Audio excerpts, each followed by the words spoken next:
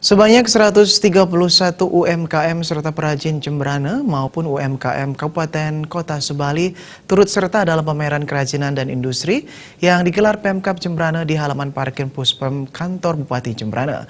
Pameran berlangsung dari tanggal 11 Agustus hingga 20 Agustus mendatang.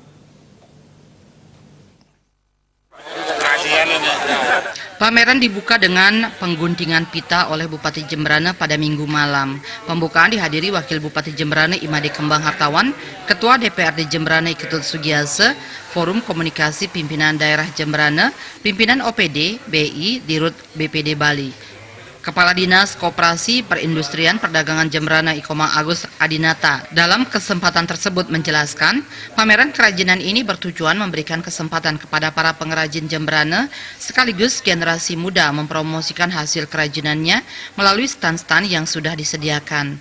Pameran juga serangkaian peringatan Hari Ulang Tahun Kota Negara ke-124 serta meningkatkan hubungan pengrajin Jembrana dengan daerah lain sekaligus motivasi bagi mereka dalam berinovasi produk yang dihasilkan. Sementara Bupati Arte berharap pameran kerajinan ini bisa dimanfaatkan dengan baik oleh UMKM serta pengrajin khususnya lokal Jembrana sebagai ajang promosi dan memperluas jaringan event dan diharapkan mampu mengevaluasi sejauh mana kemajuan UMKM Jembrana.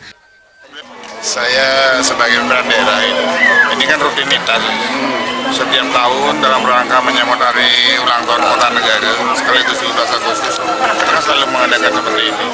Jadi pada saat ini itu sangat luar biasa, istimewa sekali. Beliau dari BI hadir, dari OJK hadir, dari Bank BPD hadir, jadi luar biasa ini. Sekaligus meluncing dari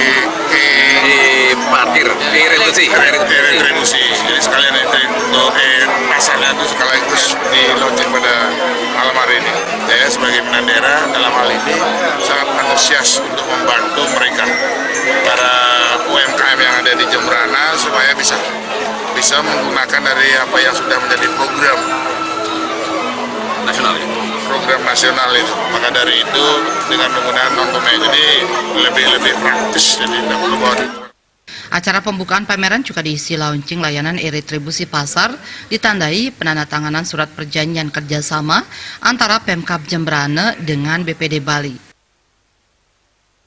Humas Jembrana melaporkan.